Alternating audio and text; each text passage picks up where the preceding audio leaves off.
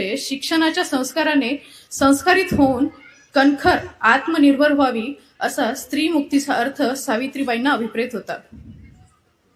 2च दिवसांपूर्वी जागतिक महिला दिन साजरा झाला. स्त्री शक्तीचा जागर विविध सणावारात रूपात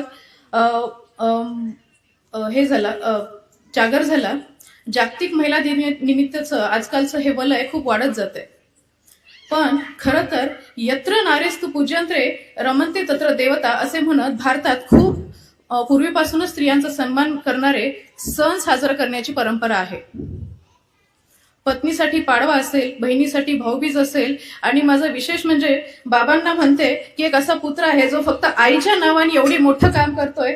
खरंच हे म्हणजे आम्हा सर्वांसाठी एक असं सणाच्या पेक्षा कमी हा असा सोहळा नाहीये जो आता 14 वर्ष झालं आम्ही याच्यामध्ये साजरा करतोय.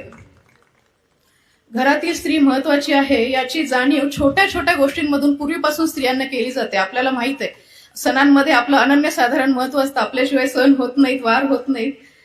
आणि स्त्रियांचा आदर आणि मर्यादा ही स्त्रियांसोबत एक समाजालाही होती. समाज हा सजग होता. पण जसजसे आधुनिकरण होत आहे, पाश्चिमात्य संस्कृतीची आपल्याला ओढ जास्त जाणवतीये. त्याच्यामुळे एक वेगळं वळण समाजाला येतेय आणि गृहीतकं बदलली, जडणघडण बदलली आणि आपल्या भावना बोथट होत गेल्या आणि स्त्री ही असुरक्षित तर झालीच, परंतु स्वतःची अभिव्यक्ती हरवून बसली.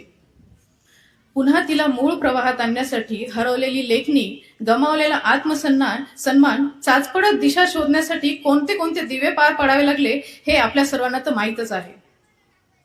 पण स्वतः सावित्रीबाईंची कविता आहे, नकोच इच्छा आरामाची, ईर्षा धरुणी शिक्षणाची, संधी घ्या तुम्ही छान आजची, अनुकूलता बघा कालगतीची. म्हणजे भविष्याची, म्हणजे आजची काळजी आणि आजचं त्यांचं विजन जे होतं ते सावित्रीबाईंना हे फार पूर्वीच त्यांना दिसत होतं.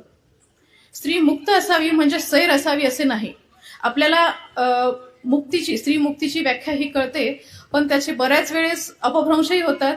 आपण फार वेगळ्या पद्धतीने त्याचा वापर करून घेतो किंवा आपण चुकीच्या कल्पनेने जगत असतो.